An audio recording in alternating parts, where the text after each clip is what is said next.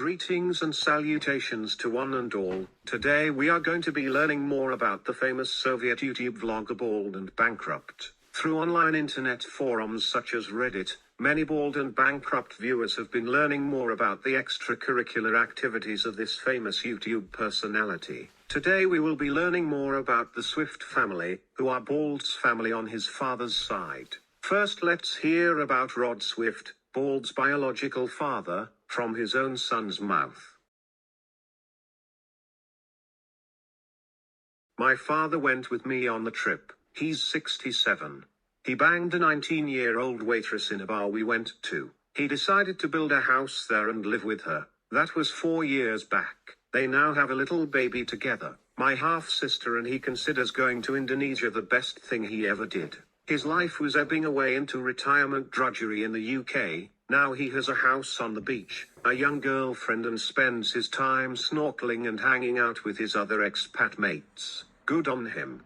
It's impossibly easy out there if you are happy banging that type of girl. I'm sure others on the forum who live out there can testify to that. Benjamin Rich Swift tells us more about that fateful day when he and his father tag-teamed some barely legal waitresses in third world Indonesia. I went out to Indonesia with my old man to explore the idea of investing in a business over there.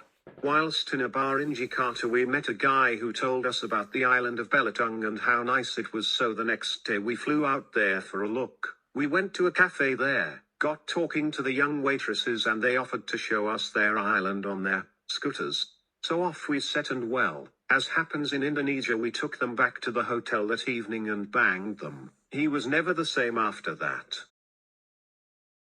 He'd never traveled to Asia before, so the idea that at 60-something he could bang a 19-year-old blew him away. He was hooked. Problem was that back home in England he had a missus who he'd been with the last 20 years. Now you might be asking yourself how a British man such as Rod Swift, the modern-day Robinson Crusoe, could afford to up sticks and move to a third-world island in the South Asia Sea. Thankfully his son, Benjamin, reveals his father's career choice as a shameless con artist. In today's bedtime story, we hear the heartwarming tale of how Ben's father ripped off a woman for her entire life savings, and left her completely destitute, broke, and on the verge of suicide. Please enjoy. Ben writes, I remember one incident when I was young. We had just returned from living in Holland for a few years. My father met this woman in the pub and started banging her. Really charmed her with bullshit. Anyway, she let it slip that she had £15,000 in the bank. My father saw an angle and sold her a line that was seemingly impossible to believe. He told her that he'd left Holland and returned to England because there were hitmen after him because of a business deal gone bad, and the only way he could call them off was to pay them £17,000. This was early 80s when that was a lot of money. If he never paid them the money, he'd either be killed or he'd have to leave her in the UK. She'd only known him for 2 weeks, but she said, I know, why don't I give you the money and then we can set up home together. What a great idea, he said, as though the thought had never crossed his mind. And so she gave it to him in cash. Silly woman. He spent the money in a few weeks on beer and women, and she never heard from him again, but she knew he'd conned her. The reason I remember it all is because he received a writ to appear in court a few months later. She'd gone to a lawyer. But she'd made a terrible mistake though. She thought his name was David Smith, whereas his surname was a word sounding like Smith but not Smith. So when he got the writ, he ignored it since it wasn't his name. She now could not afford to go through the procedure of paying the lawyers again and to write out a writ in his real name. He got away with it. Stupid fucking woman though. A. To believe the hitman bullshit, and B. To lend a man 17 grand without even knowing his surname. In the end, he took my mum to the cleaners too when he finally left, and when he recently left his long-term relationship and moved to Indonesia, he took her to the cleaners through a mixture of intimidation and threats. The guy is insanely alpha and totally amoral, with no regards for anyone but himself. Seems that those are attractive qualities to women.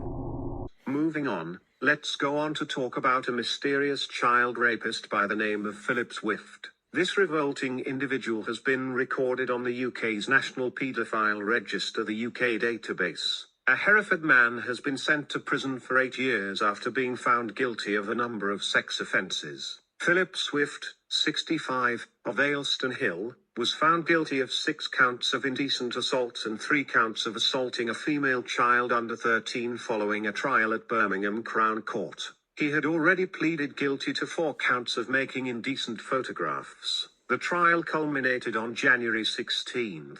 Swift was sentenced to 8 years in custody at a sentencing hearing on January 24.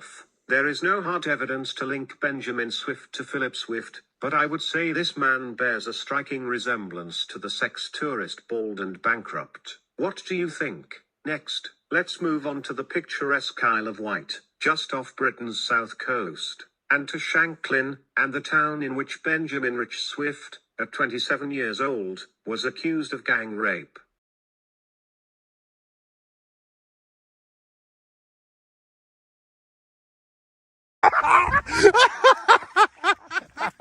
Another man by the name of Philip Swift pops up, who has been dubbed every mother's worst nightmare.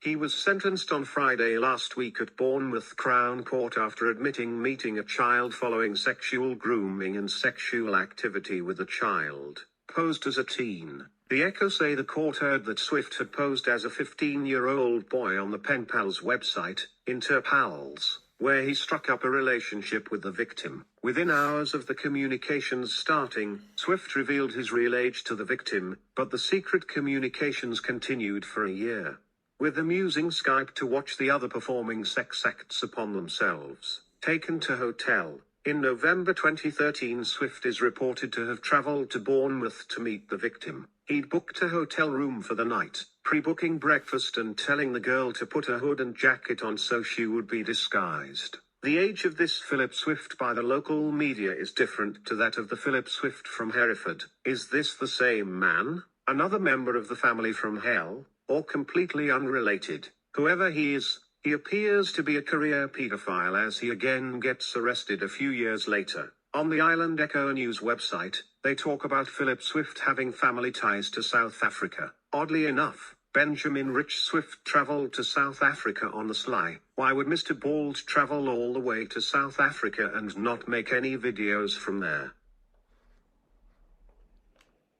Thank you very much, one and all, for watching. If you have any further information about any of these 3 shameless degenerates, then please do not hesitate to get in contact.